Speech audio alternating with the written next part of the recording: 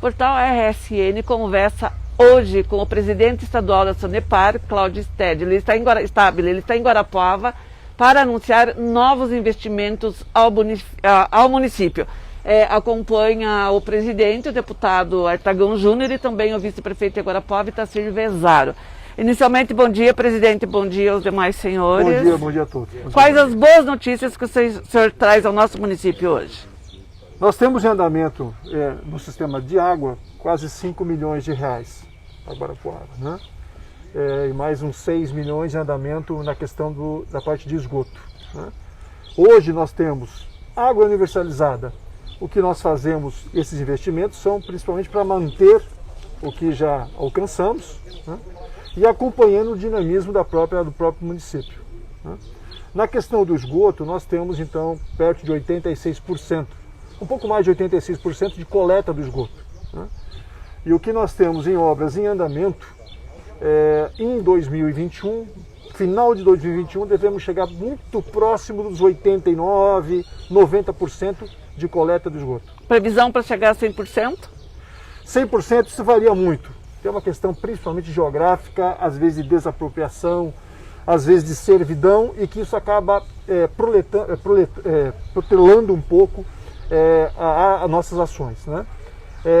Mas nós temos uma perspectiva de chegar próximo a 100% num período de 7 a 8 anos, contando do que já estamos fazendo. Porque muitas vezes tem muitas comunidades isoladas, né? Então você precisa fazer um trabalho onde você possa agregar essas comunidades, ou mesmo na questão geográfica, muito acidentada, enfim, que ela dificulta o nosso trabalho, né? Então muitas vezes você não consegue chegar a 100%, mas chega muito próximo disso. Bem, eu acho que uma das áreas beneficiadas é toda aquela parte que pega desde que é Santana até a região norte da cidade, com a ampliação do novo anel de distribuição, que passa, parte daqui da estação de tratamento Santana, passa por alguns bairros até chegar ao bairro planejado Cidade dos Lagos. E esse tipo de obra facilita, porque você tem um sistema integrado, né? Então, quando você tem uma falha, por exemplo, quando é um único ponto, falha para a cidade inteira ou para uma região inteira. Quando você faz esse tipo de distribuição, esse tipo de equipamento que pode atender uma outra região específica, você evita um apagão, não é? Alguma coisa do gênero, e continua abastecendo, mesmo aquele local que seria afetado se tivesse um problema, se não tivesse essa distribuição de equipamentos, e aquele mesmo local acaba servindo, muitas vezes, àquele que está com problema. Essa que é a ideia de fazer um sistema integrado. Isso acaba contribuindo até para uma crise hídrica que a gente vive no Paraná, exato, como nunca teve na história, exato, né? Então isso acaba compensando um lugar que tem a dificuldade.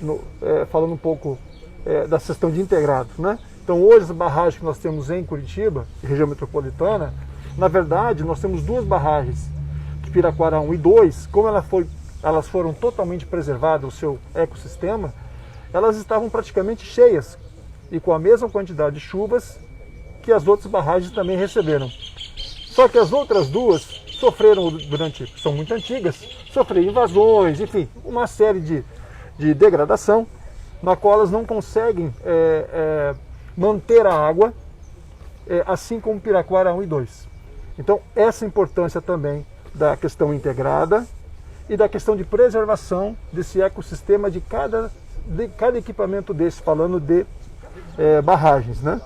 E nós estamos estudando também, deputado, é bem importante isso, eu falei já com a deputada Cristina, comentei inclusive na época com o nosso vice-prefeito e também com o César, da possibilidade de a gente ir avante na questão de barragens, sair um pouco, isso já está planejado, mas a longo prazo, e reduzir esses investimentos também para barragens, né?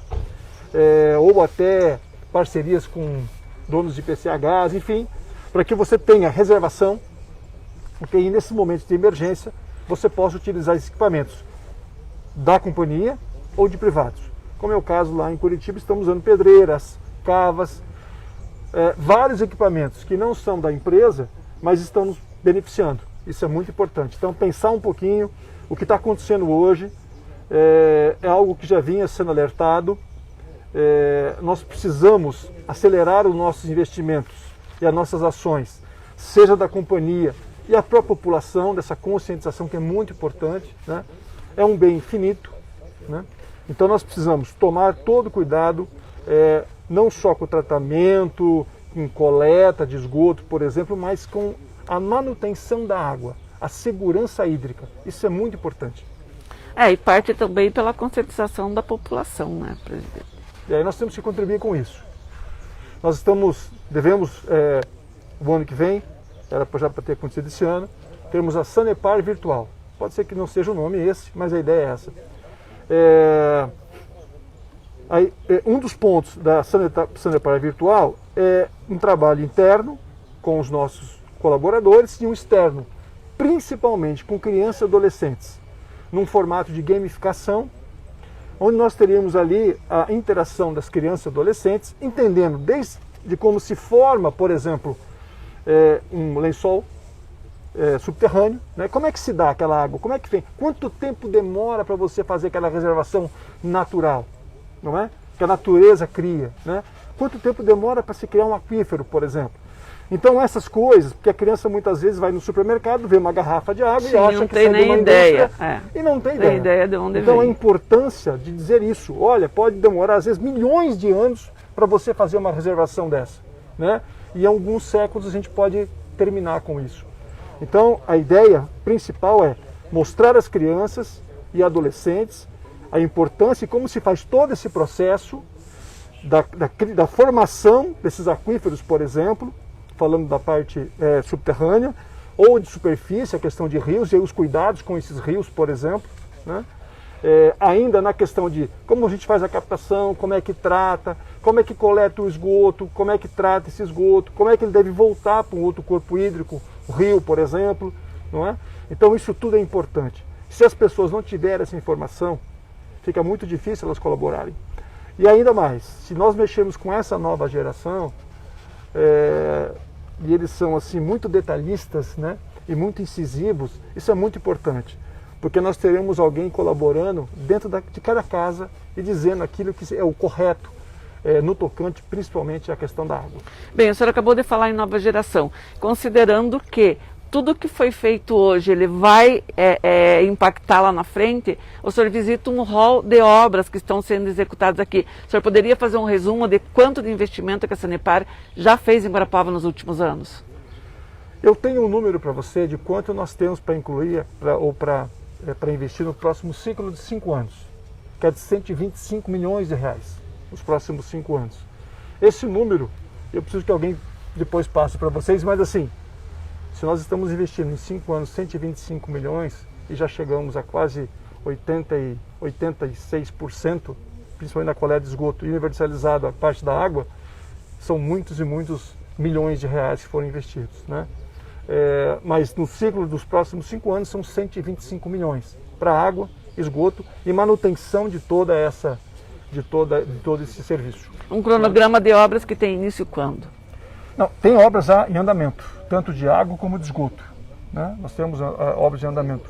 E aí nós temos todos os anos planejados. 21, 22, 23, 24 até 27. Até 27. Tá? Patrícia, então, por exemplo, está em andamento. Eles vão se dando ao longo do tempo.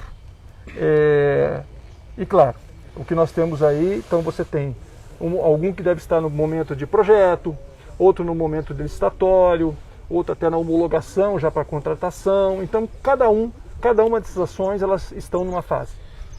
Cláudio, eu gostaria de fazer uma pergunta. Pois não.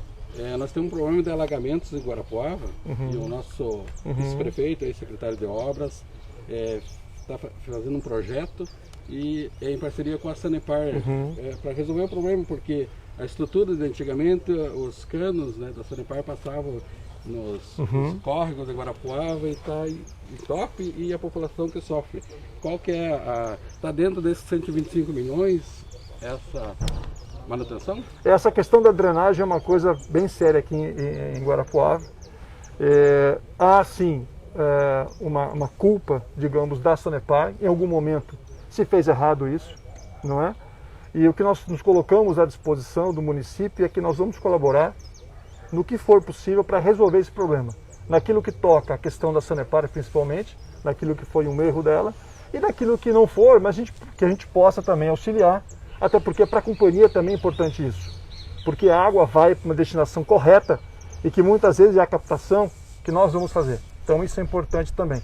E para que não haja uma mistura, né? O que é esgoto e o que é água pluvial. Pois é, mas um dos grandes gargalos que eu acho que o Jacir se refere, pega na Praça Cleve até perto do Colégio Manuel Ribas, né, Itacir, se não me engano. Quer dizer, ele passa por todo o centro da cidade e com edificações já de décadas. Então, como resolver essa questão? Mas sempre há uma solução.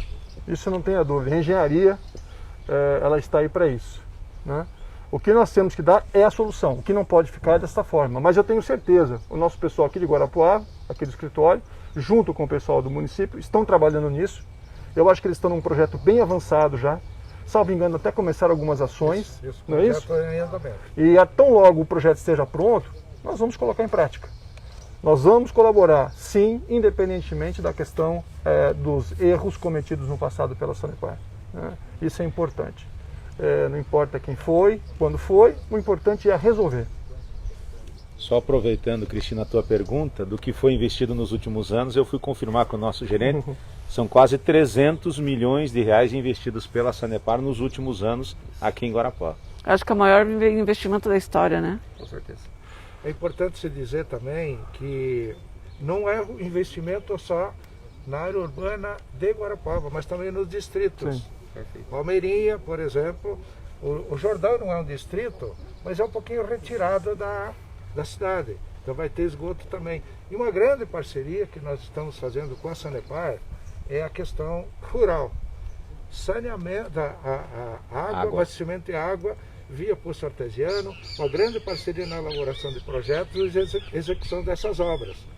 Porque a agricultura também precisa bastante de água, né? Então esse trabalho acontecendo muito forte, essa grande parceria também com a Prefeitura, Sanepar, Governo do Estado. Exato, esse é um trabalho que a Sanepar vem ao longo dos anos fazendo. Nós ampliamos muito no ano passado, praticamente dobramos essas parcerias. Esse ano está chegando perto novamente, até em razão da situação a gente deu uma diminuída do ritmo, porque não havia como sair em campo, principalmente em pequenas comunidades é mais difícil ainda. A aglomeração se dá mais rápido, inclusive. Sim. Então, nós evitamos. Mas está sendo tocado, sim. E é uma parceria com os municípios. Nós doamos o equipamento, qualificamos a comunidade, o município entra com a mão de obra, não é? E depois a comunidade mesmo, ela mesmo, administra aquele sistema de água. Isso é muito importante. Isso é muito importante. E só sabe o valor da água quem não a tem. Nós aí que ficamos, às vezes, um dia, dois sem água, já ficamos bravos com isso, né? Que sempre que você abre sua torneira sai a água, não é? Agora imagine essas pessoas que têm que às vezes andar quilômetros para buscar um pouco de água todos os dias. Isso é muito sacrificante. Então é importante chegar o mais rápido possível para atender essas pessoas. Mais alguma coisa que o senhor gostaria de ressaltar, presidente? Olha, eu só queria agradecer a compreensão não só da população de Guarapuava, mas do Paraná inteiro, principalmente nesse momento tão difícil que nós vivemos, né? A Sanepar, além também de viver a questão do Covid-19, nós temos a questão da estiagem, isso é muito complicado. Nós estamos trabalhando fortemente para que não entremos na situação que São Paulo esteve, não é? Porque lá não havia rodízio, lá havia racionamento. Isso é uma outra coisa. Você pode ficar, às vezes, uma semana, 10 dias, 15 dias, ou sem prazo para a entrega da água. Então, o que nós estamos fazendo o rodízio, você tem o prazo do início e do fim, e do retorno da água. Então, você tem uma certeza de que vai abrir sua torneira e vai abrir a água. E um trabalho importante que nós estamos fazendo é um trabalho do Caixa d'Água Boa. Para que serve esse programa? Esse programa atende as pessoas que não têm caixa d'água. Então, num momento como esse, onde nós fazemos o rodízio, ou mesmo uma parada técnica da companhia para manutenção, essas pessoas ficam totalmente sem água. Sem água. Então, nós estamos trabalhando fortemente isso. Nós devemos alcançar esse ano, se tudo der certo, pelo menos 6 mil famílias. Não é? E é um programa que veio realmente para ficar. Nós já começamos um piloto em 18, 19 vamos fizemos quase 2.000 entregas, esse ano devemos fazer pelo menos 6.000 e vamos continuar, porque é muito importante, é muito ruim você ficar, como disse o deputado, às vezes 36 horas, por exemplo, não é? E se você tiver uma reservação mínima, que é uma caixa d'água dessa de 500 litros, se você, sabendo o que vai acontecer, você consegue manter a tua família por 3 dias, fazendo o básico, né? Mas imagine quem não tem nada. Então o nosso esforço agora todo é em cima desse programa, que é muito importante. Sim, e novamente agradecer a todos. Água e esgoto é saúde, né? Sem dúvida. Água tratada, coleta e tratamento de esgoto, saúde preventiva, diferente da saúde curativa, não é? Que é o ideal. Nós queremos evitar que as pessoas fiquem doentes. Eu gostaria de aproveitar aqui que o pessoal da Palmeirinha andou tendo problema de água, mas acho que é o problema da energia que vai até lá, o bombeamento. Não sei se o Adão ou o senhor pode comentar sobre isso. Sim, são problemas pontuais que ocorrem realmente, a queda de energia na rede que abastece, que atende o nosso poço. Mas geralmente quando ocorre isso, nós temos um grupo especial com o pessoal da Copel e Energisa. Então sempre que solicitado, a gente repassa o protocolo e imediatamente somos atendidos. Então, eventualmente, quando ocorre esse tipo de situação lá, é por conta de queda da energia de fato. Vejam só que todos os nossos equipamentos, todos, de água ou de esgoto, nós dependemos de energia elétrica. Então, se houver algum problema na rede elétrica, nós também sofreremos esse problema. Isso, tá? Então, só que a retomada da parte elétrica ela é mais rápida que a nossa. A nossa, depois que volta a energia elétrica, pode demorar 30 minutos, 1 hora, 3, 4, 5 horas, até retomar todo o sistema. Né? Mas acho que a gente tem feito uma boa parceria com a Copel e nós estamos sendo atendidos muito rapidamente, tem pessoas envolvidas só para atender a Sanepar e quando atende a Sanepar está atendendo a população, e isso que é importante.